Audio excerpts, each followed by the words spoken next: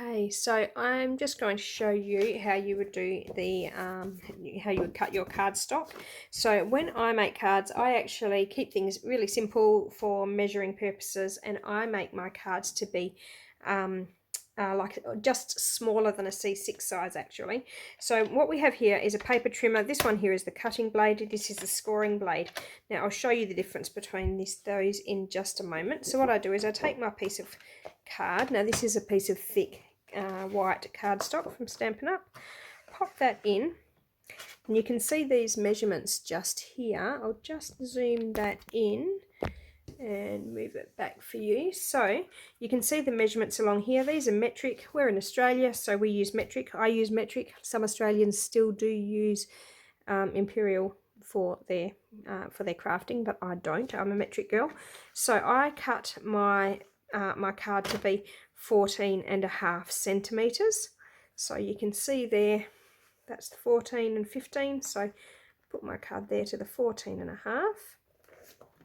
Now hold that there, hold it nice and firm in place.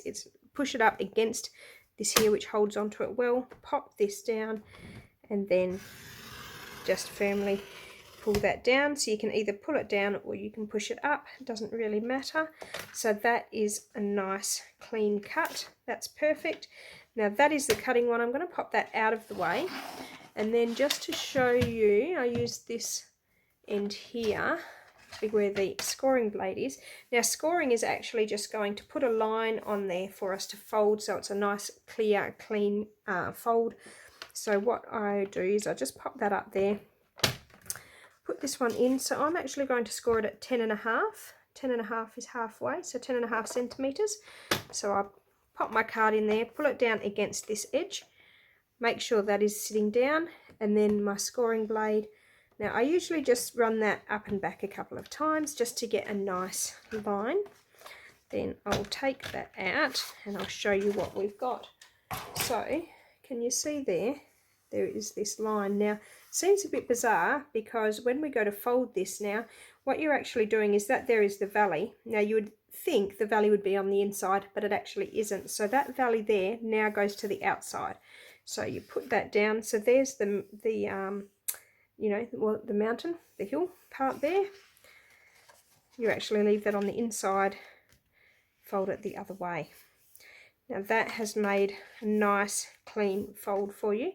Now you can just do this, and I did this for a really long time, but I recently have started using what is called a bone folder, and I just press down and it actually just gives a nicer edge to that card, just a bit more crisp. So it's not essential, it's just kind of a nice to have, definitely worth it. There are actually other things you can do with this tool as well when you're making cards, so I will show you that you know, different techniques that you can do with a bone folder. But for now I do use one just to get a nice straight you know, crease and fold on my card. So that is how you use the paper trimmer. So the other things that I will show you on this paper trimmer is how this part here flicks out.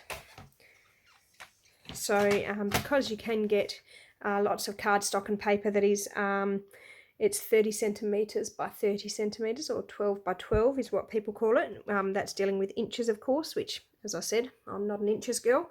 But yeah, so that just means that you can have a bigger piece of card or paper and cut that. So just to give you an idea of what I'm talking about, I'll just grab some now. Now, just because this is what's available to put my hand on, I actually have this shimmer paper here, nice and sparkly. Now you'll see that's bigger than A4. So if I were going to cut that, which I'm actually not going to right now, but if I were going to cut that and say I wanted a piece that was going to be say 18 centimeters, I would line that up. Oops, didn't mean to do that. Line that there up at the 18 centimeters, and then I can cut that, and that there will be the 18. So that is why you have this little flip out arm there. Yep, so that's that. Now you can get replacement blades. They do tend to get a bit blunt. To be honest, I find these blades are actually really good. They don't really get blunt too quickly at all, unless you're cutting lots of shimmer paper, which is what I just showed you.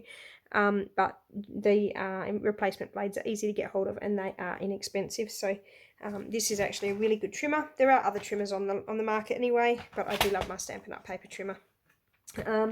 So that's yeah, that's pretty much my little video on paper trimming, and I'll see you back here shortly for another video. Thanks everyone, bye.